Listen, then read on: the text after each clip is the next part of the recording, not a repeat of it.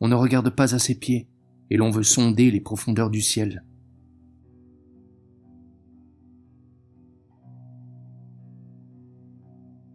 Cela, mon fils, je t'en prie, mets-le dans ton cœur, avec le soin du vendangeur qui met le raisin dans son panier.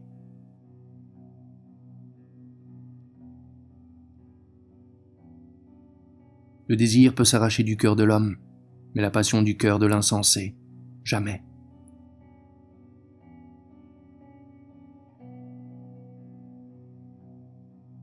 Enfin, si la nature prenait la parole et apostrophait ainsi l'un de nous, quel si grand sujet as-tu donc, mortel, de t'abandonner ainsi au deuil et au désespoir?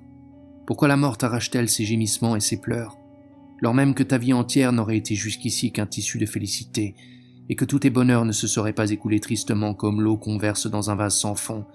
Insensé, pourquoi ne pas sortir de la vie comme un convive rassasié sort de table? Pourquoi ne veux-tu pas goûter tranquillement la paix et le repos? Et si au contraire, tous les biens dont tu as joui se sont écoulés en pure perte, si la vie ne t'offre que douleur, pourquoi veux-tu y ajouter des jours qui seront encore perdus et tristement dissipés? Ne vaut-il pas mieux jeter là les derniers jours de cette vie de douleur et d'épreuve? Car t'inventer, te créer de nouveaux plaisirs, cela ne se peut. Tout est et sera toujours de même. Ton corps n'est pas encore flétri par les ans, dis-tu. Tes membres ne sont pas épuisés et paralysés par l'âge.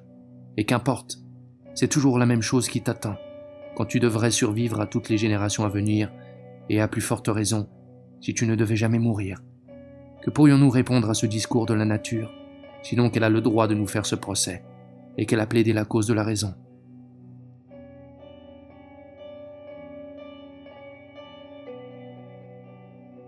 Aie le courage d'être sage. Commence.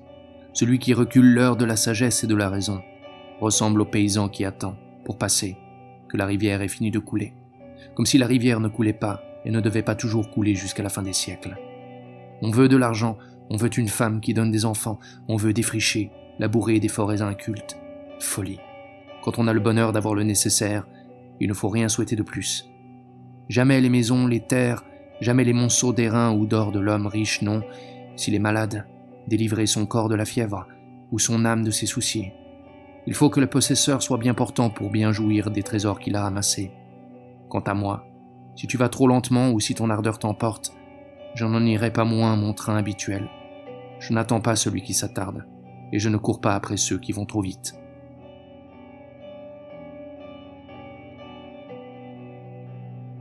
La fortune est de verre, comme elle en a l'éclat, elle en a la fragilité.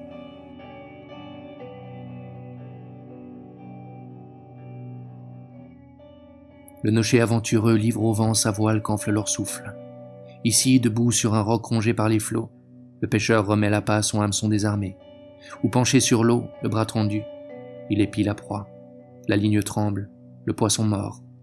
Vie innocente, vie paisible et douce du mortel heureux de son petit domaine, dont l'ambition ne franchit pas les bornes de son champ.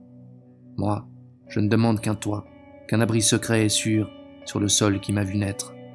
Seul, l'homme oisif arrive à la blanche vieillesse. C'est sous l'humble toit, c'est à l'ombre de la médiocrité qu'habite le vrai bonheur. L'héroïsme qui s'élève tant ne tombe que de plus haut.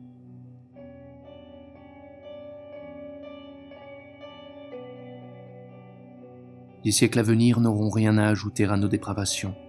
Nos descendants n'auront pas d'autres passions ni d'autres vices.